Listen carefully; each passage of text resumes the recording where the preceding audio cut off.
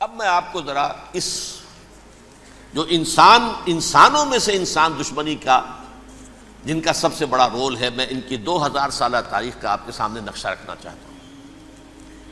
ان 1400 سال کا تو میں نے صرف 4 آپ کو پوائنٹس بتائے۔ موسیٰ سے عیسیٰ تک 1400 برس علیہ الصلوۃ والسلام، 2 مرتبہ عروج، 2 مرتبہ زوال، اشیریوں کے ہاتھوں پٹوائی، بابلیوں کے ہاتھوں پٹانا، گریکس کے ہاتھوں مرمت، رومنس کے ہاتھوں مرمت۔ یہ جو 2000 سال ہیں، کیونکہ اب تو ظاہر بات ہے 21ویں صدی شروع ہو گئی، 20 صدیاں حضرت مسیح کو پوری ہو گئیں۔ پہلی بات نوٹ کیجئے، حضرت مسیح کی پیدائش ہے سن 1 قبل مسیح۔ یہ نقطہ آپ نے کبھی سنا ہے یا نہیں؟ جب ملینیم کا سلسلہ شروع ہوا تھا پچھلے سال، تو میں نے بیان کر دیا تھا کہ ایک عجیب حساب کے اندر انہوں نے غلطی کی ہوئی ہے۔ حضرت مسیح کی پیدائش ہوئی 25 دسمبر کو، سن انہوں نے شروع کر دیا، جو اس کے بعد جنوری آئی تو پہلا سال شروع ہو گیا۔ اگر جنوری سے پہلا سال شروع ہوا تو یہ 6 دن جو ہے تو اس کے پچھلے سال میں تھے، لہذا کہا جائے گا کہ Jesus Christ was born 1 year before Christ, BC۔ تو 1 قبل مسیح میں حضرت مسیح کی پیدائش ہوئی۔ یہ آخری اسرائیلی نبی اور رسول۔ یہودی علماء کی مخالفت، دشمنی، سولی پر چڑھوا دینا میں بیان کر چکا ہوں۔ سن 33 عیسوی میں، جبکہ حضرت مسیح کی عمر 33 برس تھی، اللہ تعالیٰ نے انہیں زندہ آسمان پر اٹھا لیا، لیکن یہودیوں نے اپنے خیال کے مطابق انہیں سولی پر چڑھوا دیا، ان کی موت واقع ہو گئی۔ اگرچہ اس کے بعد یہ اختلاف ہے ان میں، یہودی کہتے ہیں وہ سولی پر چڑھ گیا، ختم ہوا، مر گیا۔ عیسائی کہتے ہیں نہیں، انتقال ہوا ہے مسیح کا صلیب پر، لیکن پھر وہ دوبارہ زندہ ہو گئے ہیں۔ ان کی لاش ایک غار میں رکھ دی گئی تھی، وہاں ریزریکشن ہو گیا، ان کا باعث بعد الموت وہیں ہو گیا، اور پھر انہیں اللہ نے زندہ آسمان پر اٹھا لیا۔ تو ہمارے اور عیسائیوں کے درمیان نوٹ کر لیجئے، یہ چیز مشترک ہے کہ حضرت مسیح آسمان پر زندہ اٹھائے گئے۔ فرق کیا ہے؟ وہ سمجھتے ہیں کہ سولی دیے گئے، سولی پر مرے، پھر زندہ ہوئے، پھر گئے۔ ہم سمجھتے ہیں کہ نہیں، وما صلبوہ وما قتلوہ، انہوں نے نہ صلیب دے سکے انہیں اور نہ انہیں قتل کر سکے، بل رفع اللہ الیہ، اللہ نے اٹھا لیا۔ پھر ہمارا اور یہ اس کا عیسائیوں کا ایک اور اتفاق ہے، سیکنڈ کمنگ آف جیسس، حضرت مسیح دوبارہ آئیں گے۔ یہ عیسائیوں کا بھی عقیدہ ہے اور ہمارا بھی۔ بہرحال تو جیسا کہ میں نے عرض کیا کہ اس وقت یہ عذاب استیصال، عذاب اکبر کے مستحق ہو چکے تھے، لیکن اللہ نے ان کی مدت دراز کی ہے۔ لیکن ان پر دنیاوی عذاب کا ایک کوڑا جو ہے اللہ تعالیٰ کی طرف سے اسی وقت برسا، دنیاوی عذاب دنیا میں رہتے ہوئے، ختم نہیں کیا۔ 37 برس بعد، حضرت مسیح کے رفع سماوی کے 37 برس بعد، سن 70 میں یہودیوں نے بغاوت کی رومیوں کے خلاف۔ رومی ٹائٹس جنرل تھا ایک، اس نے پھر جو حملہ کیا ہے، 1,33,000 یہودی ایک دن میں قتل کیا یروشلم میں، اور ہیکل سلیمانی گرا دیا۔ وہ ہیکل پہلے بھی گرا تھا، پہلے 1400 سال کے دوران میں بھی نبوکڈنضر نے گرایا تھا، لیکن پھر اس کے 150 سال بعد انہوں نے دوبارہ بنا لیا تھا، اس لیے وہ اسے سیکنڈ ٹیمپل کہتے ہیں۔ پہلا ٹیمپل جو حضرت سلیمان نے بنایا تھا، نبوکڈنضر نے گرا دیا 587 قبل مسیح میں، پھر دوبارہ انہوں نے 150 سال کے بعد بنا لیا۔ وہ اس تاریخ کا حصہ ہے، میں نے جس کے بارے میں آپ کو تفصیل نہیں بتائی۔ اس میں یہ ہوا سن 70 میں وہ گرا دیا گیا، وہ آج تک گرا پڑا ہوا ہے۔ نمبر 2، یہ کہہ دیا گیا کہ یہودیوں اس ارض فلسطین سے نکل جاؤ، تم یہاں نہیں رہ سکتے اب۔ لہذا جس کا جہاں سینگ سمایا چلا گیا، یورپ میں چلے گئے، ایشیا میں آ گئے، عرب میں آ گئے، یہ 3 قبیلے جو رات بھی میں نے عرض کیا تھا، بنو قینقاع، بنو نذیر اور بنو قریظہ، یہ وہاں سے آ کے مدینے میں آباد ہو گئے۔ جس کا جہاں سینگ سمایا، افریقہ میں، ہندوستان میں، جہاں چلے گئے، ڈایاسپورا اسے کہتے ہیں، وہ آپ نوٹ کر لیجئے اس لفظ کو، ڈایاسپورا، ہمارا دور انتشار، جبکہ ہمیں ہماری اصل سرزمین تو فلسطین ہے، حضرت ابراہیم کا مسکن، حضرت اسحاق حضرت یعقوب کا مسکن فلسطین، یہ ہے ہماری اصل جاگیر، یہ تو ہماری جدی پشتی جاگیر ہے، لیکن یہاں سے نکال دیے گئے سن 70 عیسوی میں، اور وہاں سے لے کے 1917 تک ان کا ڈایاسپورا جاری رہا۔ یہ دور انتشار ہے۔ اس دور انتشار کے اب چند حصے ہیں جس کو میں چاہتا ہوں کہ آپ علیحدہ علیحدہ سمجھ لیں۔ دور انتشار کا جو پہلا جو ہے تقریباً 300 برس، رومی حکمران تھے، وہ یہودیوں کے بھی دشمن تھے اور عیسائیوں کے بھی دشمن تھے، عیسائی اور یہودی ایک دوسرے کے بھی دشمن تھے، لیکن رومی سمجھتے تھے کہ یہ ایک ہی تھیلی کے چٹے بٹے ہیں۔ رومیوں کے نزدیک عیسائی بھی یہودیوں ہی کا ایک فرقہ تھے، کوئی علیحدہ مذہب تو تھا ہی نہیں، لہذا رومی جو ہیں رومنز وہ ان دونوں کو ستاتے تھے، مارتے تھے، اور یہ آپس میں لڑتے تھے، یہودی عیسائیوں کو مارتے تھے، عیسائی یہودیوں کو مارتے تھے۔ یہ ہے 300 برس تک کی تاریخ۔ سن 300 عیسوی میں کیا ہوا؟ ایک معجزہ ہو گیا۔ بہت عظیم ایمپرر کانسٹینٹائن، قسطنطین اعظم، رومن ایمپررز میں سے بہت بڑا ایمپرر، وہ عیسائی ہو گئے۔ اب تو معاملہ بالکل تلپٹ ہو گیا، پوری سلطنت عیسائی ہو گئی۔ اب عیسائیوں کے عیش ہو گئے اور یہودیوں پہ مار پڑنی شروع ہوئی۔ اب عیسائیوں کا آپ خود سوچئے کہ جنہیں وہ خدا بنا بیٹھے ہیں، خدا کا بیٹا قرار دے رہے ہیں، ان کے قاتل کون؟ یہودی بدماش۔ لہذا ان کی وہ پٹائی شروع ہوئی ہے یورپ میں، پوری رومن امپائر میں، انہیں ذلیل کیا گیا، شہروں میں آمد بند، علیحدہ رہو، گھیٹوز کے اندر رہو۔ یہودی کا نام جو ہے وہ گالی بن گیا، جیسے آج بھی یہودی گالی کہتے ہیں، جیسے خنزیر کا لفظ، آخر وہ بھی اللہ کی مخلوق ہے، لیکن آپ کو معلوم ہے کوئی شخص زبان پر نام نہیں لانا چاہتا خنزیر کا، سور کا، ہے تو مخلوق وہ بھی ایک حیوان ہے۔ ایسے ہی یہ ہے یہودی، یہودی گالی، جیوٹ گالی۔ لہذا ایک طرف تو ان دونوں کے درمیان دشمنی، جس کو قرآن کہتا ہے وَأَغْرَيْنَا بَيْنَهُمُ الْعَدَاوَةَ وَالْبَغْضَاءَ، ہم نے ان کے مابین دشمنی جو ہے پیدا کر دی۔ اور جب یہ پوری سلطنت عیسائی ہو گئی تو قافیہ تنگ ہو گیا یہودیوں کا۔ اب آئیے 571 عیسوی، یعنی جب کہ ڈایاسپورا کو کتنا عرصہ ہو چکا تھا؟ 500 برس۔ سن 70 سے شروع ہوا ڈایاسپورا، جب ٹائٹس نے گرایا ہے ہیکل کو اور نکال باہر کیا انہیں فلسطین سے، بھاگ جاؤ، یہاں ایک یہودی بھی نہیں رہے گا، فلسطین سے نکال دیے گئے۔ اس کے پورے 500 برس بعد سن 571 عیسوی میں حضور کی پیدائش ہوئی، ولادت باسعادت محمد الرسول اللہ صلی اللہ علیہ وسلم۔ 610 میں آپ پر وحی کا آغاز ہوا، لیکن حضور کے ساتھ ان کا معاملہ کیا رہا؟ اول تو جب کہ حضور ابھی مکے ہی میں تھے، یہودیوں نے ریشہ دوانیاں شروع کر دی حضور کے خلاف۔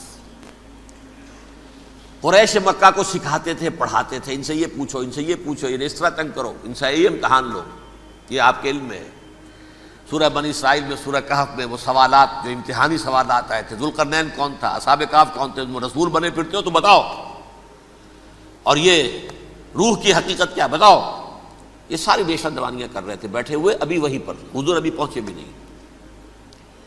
ہجرت فرما کر حضور تشریف لے آئے تو حضور نے، جسے ماسٹر سٹروک کہا جائے گا، یعنی اسٹیٹس مین شپ کا ماسٹر سٹروک، آپ نے مدینے میں آتے یہودیوں کے ساتھ پیکٹ کر دیا، جوائنٹ ڈیفنس پیکٹ آف مدینہ، کہ اگر مکے والے ہم پر حملہ کریں گے تو ہم مل جل کر ایک قوم کی حیثیت سے مقابلہ کریں گے۔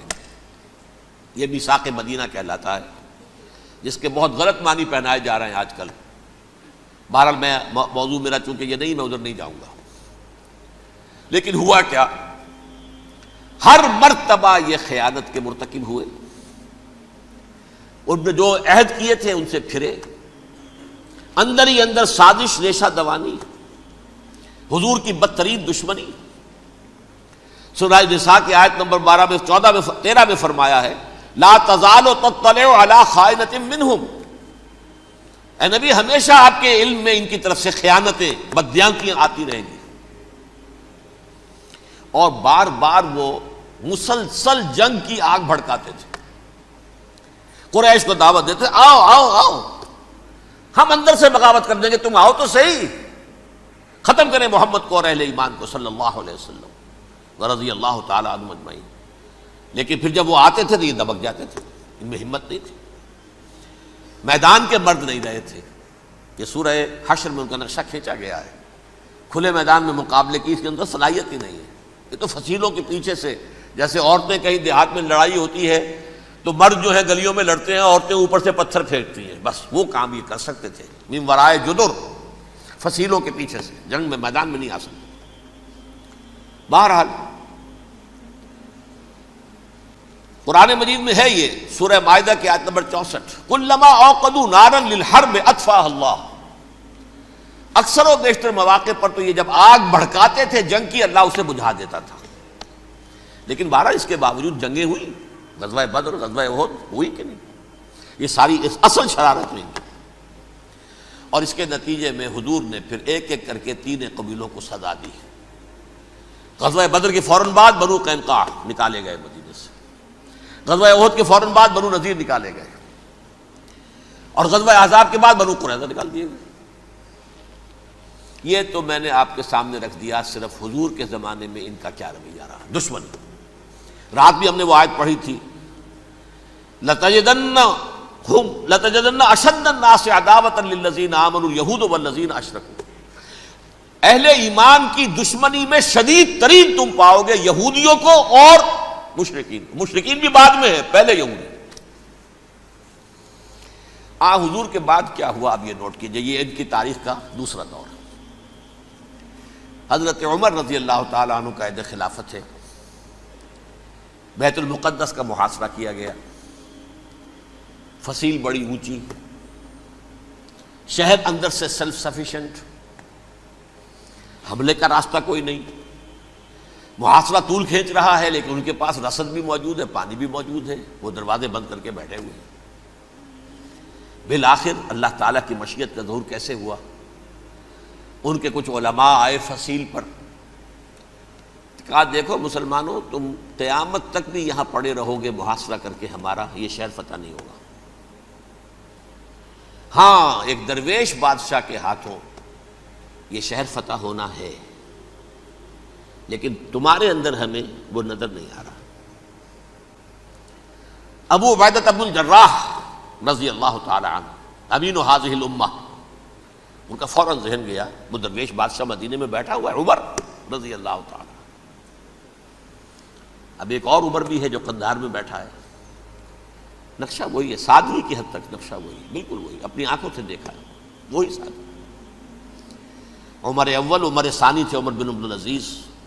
اب ایک اللہ کے فضل سے اللہ تعالیٰ ایدہ اللہ بنصرتہ، اللہ تعالیٰ ان کی نصرت فرمائے، دشمنوں کو ان کے مقابلے میں نیست و نابود کرے.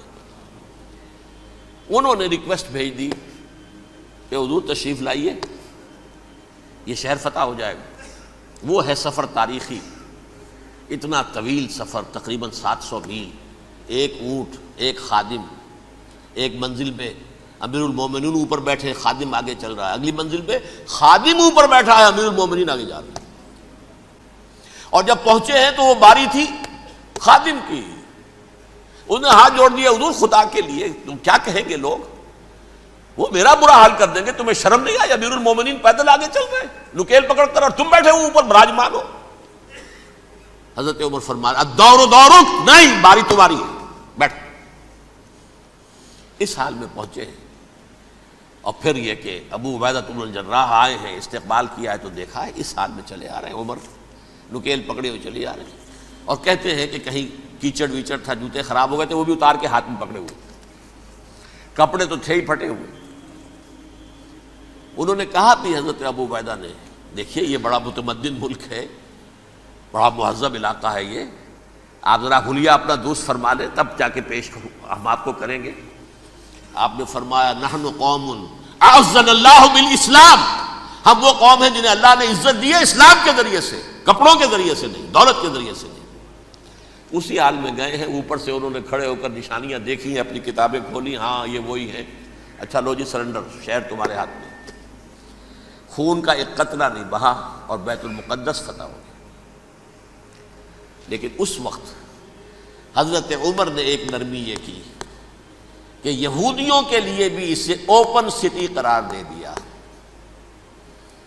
یہ احسان عظیم حضرت عمر کا، اس سے پہلے یہودی آ ہی نہیں سکتا تھا، داخل ہی نہیں ہو سکتا تھا، وہاں وہ آ کر وزٹ نہیں کر سکتا تھا، زیارت نہیں کر سکتا تھا اپنے مقدس مقامات کی۔ حضرت عمر نے یوں سمجھیے کہ تقریباً 550 برس کے بعد ان کے لیے راستہ کھولا ہے کہ ہاں تم آ سکتے ہو، زیارت کر سکتے ہو۔ لیکن یہ عیسائیوں نے لکھوایا معاہدے کے اندر، انہیں یہاں آپ آباد ہونے کی اجازت نہیں دیں گے، لیکن کم وزٹ دی پلیسز، دیکھیں زیارتیں کریں اور جائیں۔ یہ معاہدہ حضرت عمر کا ہے رضی اللہ تعالیٰ، جو پھر خلافت راشدہ کے بعد بنو امیہ نے بھی اس کو آرڈر کیا، بنو عباس نے کیا، پھر جو ہمارے یہ ترکوں میں اندر خلافت آئی تو ترک خلفاء نے بھی اس معاہدے کی پوری پابندی کی۔ فلسطین میں آ سکتے ہیں یہودی صرف زائرین کی حیثیت سے، وہاں آباد نہیں ہو سکتے۔ اب آئیے اگلا دور آیا حضرت عثمان کا دور خلافت۔ یہ ہے وہ وقت کہ اب یہود نے امت مسلمہ کی پیٹھ میں چھرا گھونپا۔ وہ کیسے؟ ایک یہودی عبداللہ ابن سبا اسلام کا لبادہ اوڑھ کر آ گیا، معاشرے کا جائزہ لے لیا، ان میں بنو ہاشم اور بنو امیہ میں جو پرانی کشاکش تھی اس کے کچھ نہ کچھ جراثیم باقی ہیں، اگر ان کو ذرا بھڑکا دے تو مسلمانوں میں انتشار پیدا ہو جائے۔ کہا یہ عثمان کون ہے؟ یہ تو بنو امیہ میں سے ہے، یہ حق تو بنو ہاشم کا ہے، خلافت ان کے پاس ہونی چاہیے، محمد کے تو رشتہ دار وہ ہے صلی اللہ علیہ وسلم۔ عوام الناس کے اندر بات پھیلنی شروع ہوئی، پھر ایک بڑی سازش کے انداز میں حضرت عثمان کے خلاف پروپیگنڈا، حضرت عثمان کے جو عاملین تھے، گورنر تھے، ان کے خلاف پروپیگنڈا، اور ایسی ہوشیاری کرتے تھے کہ کوفے میں کوفے کے حاکم کے خلاف کچھ نہیں کہنا، اجی مصر میں یہ ہو رہا ہے، اجی شام میں یہ ہو رہا ہے، اجی یہ جو عثمان ہے وہ یہ کر رہا ہے، یہ ظلم ہو رہا ہے، یہ لوٹ مار ہو رہی ہے، یہ خیانتیں ہو رہی ہیں۔ اب نہ تو اس زمانے میں مینز آف کمیونیکیشن، کیسے تصدیق کریں؟ افواہیں تو آپ آج کراچی کے اندر شروع ہو جائے تو پتہ نہیں چل سکتا کسی کو کہ کیا اس میں صداقت ہے کیا جھوٹ ہے، اور بری بات جو ہے فطرت انسانی کی کمزوری ہے وہ فوراً قبول کرتا ہے، کسی کے بارے میں اچھی بات ماننے کو تیار نہیں ہوتا لیکن بری بات تو فوراً تیار۔ بہرحال یہ فتنہ انہوں نے اٹھایا، حضرت علی کی الوہیت کا فتنہ اٹھایا، حضرت عثمان کے خلاف الفتنۃ الکبریٰ برپا کیا، حضرت عثمان شہید ہوئے۔ اس کے بعد 5 برس تک مسلمان ایک دوسرے کی گردنیں کاٹتے رہے، باہمی خانہ جنگی ہوئی، امت کو وہ زخم لگایا ہے جو آج تک جس سے خون رس رہا ہے۔ یہ شیعان عثمان اور شیعان علی تھے جو بعد میں پھر سنی اور شیعہ ہو اور آج تک ہے۔ فتنہ کس نے جگایا؟ ایک عبداللہ ابن سبا یہودی اور اس کے کارندے، شیطان کا ایجنٹ، اور انسانوں میں سے بھی اس کے جو بھی حواریین تھے اور شیطانوں کے اندر سے بھی تھے، انہوں نے بھی اس آگ کو بھڑکایا۔ یہ آپ سوچ لیجئے کہ یہ کس نے وہ زخم لگایا؟ یہودی۔ اگلا دور آیا، خلافت راشدہ ختم ہوئی، بنو امیہ کا بھی دور کافی گزر گیا۔ طارق ابن زیاد 712 عیسوی میں حملہ کرتے ہیں اسپین پر۔ اسپین اس وقت عیسائیت کا بہت بڑا گڑھ، بڑے کٹر ترین عیسائی جو ہے وہ اسپین میں تھے، لہذا یہودیوں کی وہاں بہت پٹائی ہوتی تھی، بہت پٹائی ہوتی ہے، میں بتا چکا ہوں، دشمنی تھی ان کی تو چلی آ رہی تھی عیسائیوں کے ہاتھوں یہودیوں کی، وہ تو سن 300 عیسوی سے ایمپرر کانسٹنٹائن کے بعد سے شروع ہو گئی تھی۔ اس حوالے سے یہودیوں نے اس وقت چالاکی یہ برتی، کچھ راستے واسطے بتائے، کچھ مدد کی طارق ابن زیاد کی۔ طارق ابن زیاد نے انہیں اپنا محسن سمجھا، ہسپانیہ فتح ہو گیا تو یہودی چونکہ محسنین کی فہرست میں آ چکے تھے، انہیں بہت اقتدار نصیب ہوا، بڑی سپورٹ مسلمانوں نے دی۔ ان کے بڑے بڑے علماء جو ہیں اسی دور کے اندر پیدا ہوئے، بڑے بڑے تھنکرز ان کے اسی دور میں پیدا ہوئے۔ بن گوریون جو کہ ایک وزیر اعظم تھا اسرائیل کا، اس نے یہ لکھا ہے اپنی کتاب میں، مسلم Spain was the golden era of our diaspora.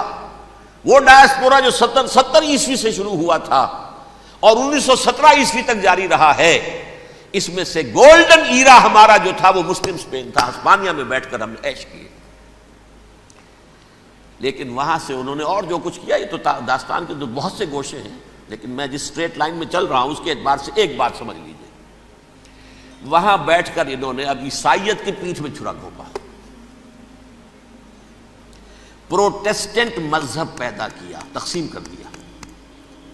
جیسے شیعہ سنی کی تقسیم، عبداللہ ابن سبا. رومن کیتھولک اور پروٹیسٹنٹ کی تقسیم، یہودی علماء. ہوتا کیا تھا؟ ہسپانیہ کی یونیورسٹیاں ہیں، کارڈووا میں ہے، ٹولیڈو میں ہے، گریناڈا میں ہے، غرناطہ، قرطبہ، تولیتلا، اور وہاں آتے تھے لوگ. فرانس سے چلے آ رہے ہیں نوجوان پڑھنے کے لیے، جرمنی سے چلے آ رہے ہیں، اٹلی سے چلے آ رہے ہیں. 3 ہی ملک قریب ترین پڑھتے ہیں سینٹرل جو یورپ کے ہیں. یہاں پر جو ہے وہ اسلام جو نور پھیلا رہا تھا اس سے بھی مستفیض ہوئے. جہالت کے جو ہے پردے ان کے وہ چھٹے. اس کے ساتھ ہی وہ یہودی وہاں ان کے اندر جو جراثیم داخل کر رہے تھے، وہ اس عیسائیت کے خلاف بغاوت، جو اس وقت دنیا میں عیسائیت اس وقت تھی. پوپ کا راج تھا دنیا میں اس وقت. یورپ میں جو عیسائیت تھی اس میں ایک طرف بادشاہ تھے، لیکن بادشاہوں کی حیثیت وہاں پر یوں سمجھ لیجئے کٹ پتلیوں کی تھی. اصل قوت پوپ کے ہاتھ میں تھی. اور پوپ کو انہوں نے، جیسے قرآن نے کہا، اتخذوا احبارهم ورهبانهم اربابا من دون اللہ. چونکہ سینٹ پال نے شریعت موسوی ساقط کر دی تھی تو اب شریعت تھی ہی نہیں. پوپ کو اختیار تھا جس چیز کو چاہے حلال قرار دے دے، جس چیز کو چاہے حرام قرار دے دے. اتخذوا احبارهم ورهبانهم اربابا من دون اللہ. انہوں نے کہا صاحب یہ پوپ کس بلا کا نام ہے، یہ بھی انسان ہے. بات تو ٹھیک تھی نا. اصل حیثیت تو کتاب کی ہونی چاہیے نا، ڈیوائن بک، دی ریویلڈ اسکرپچر. لہذا اور یہ کتاب ہر شخص پڑھ سکتا ہے. کوئی پوپ کے باپ کو جو ہے کوئی اس کے لیے پروپرائٹری رائٹس تو نہیں ہے کہ صرف پوپ پڑھ سکتا ہے یا پادری پڑھ سکتے ہیں. ہم بھی پڑھ سکتے ہیں، ہم بھی سمجھ سکتے ہیں. یہ باتیں تھی کہ جن کو بڑھا چڑھا کر بیان کر کے اور پوپ کا اقتدار ختم کرا دیا اور توجہ مرکوز کر دی بائبل کی طرف. اب بائبل میں بڑا حصہ تو اولڈ ٹیسٹامنٹ کا ہے.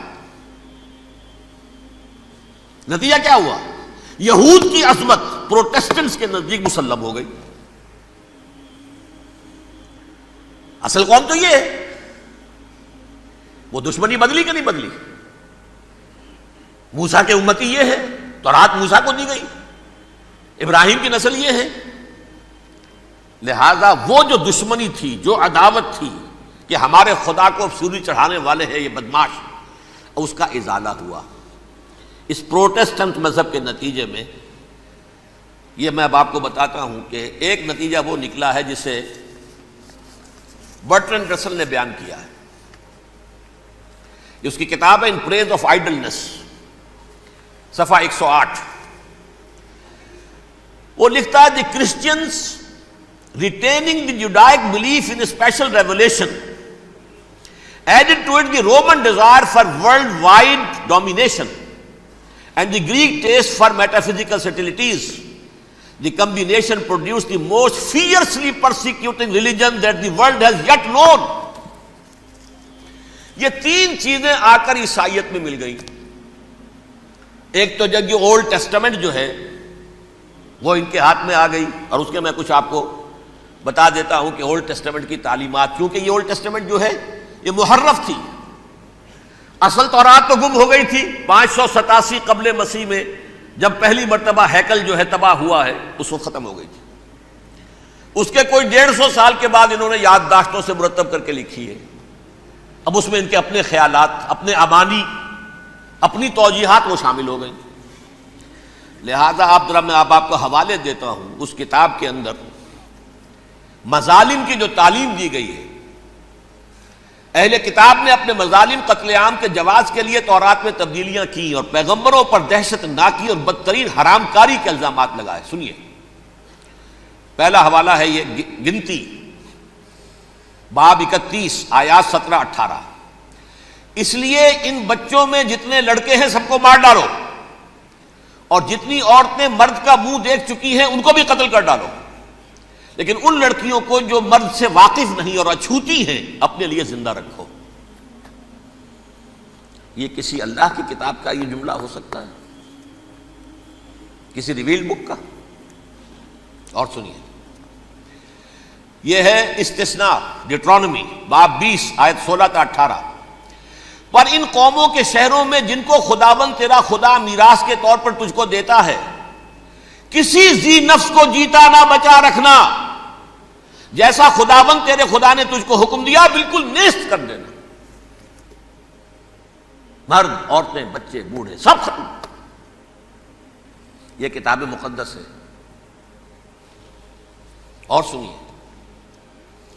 سیموئیل باب 27 آیت نمبر 9. اور داؤد نے اس سرزمین کو تباہ کر ڈالا اور عورت مرد کسی کو جیتا نہ چھوڑا.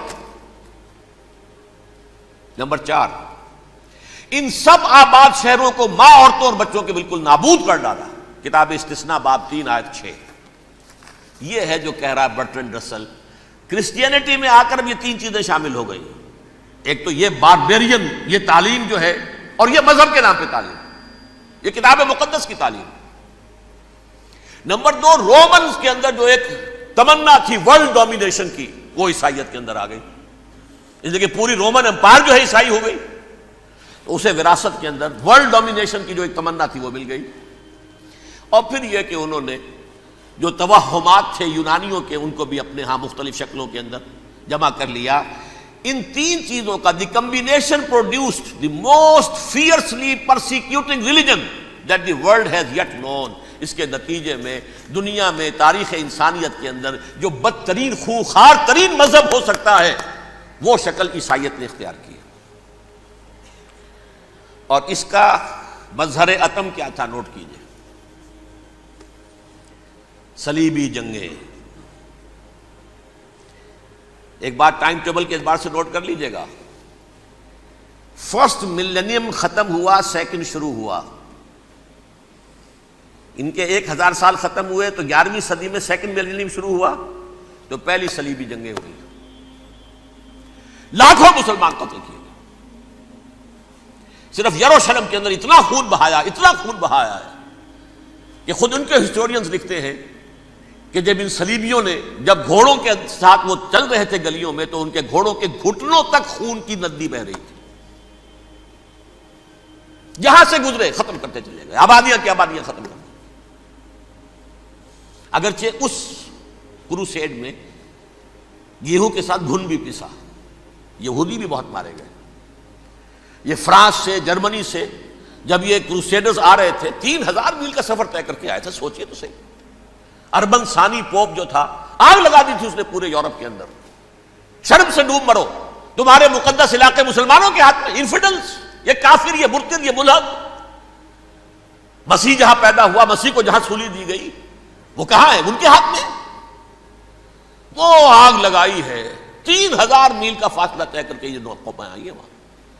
اور جو تباہی مچائی ہے انہوں نے، تاریخ انسانی میں ایسی بربریت کی کوئی مثال. اور یہ ان کے اپنے ہسٹورینز لکھتے ہیں. شرم کے مارے ایسے محسوس ہوتا ہے جیسے ان کی گردنیں جھکی جا رہی ہیں. لکھتے ہیں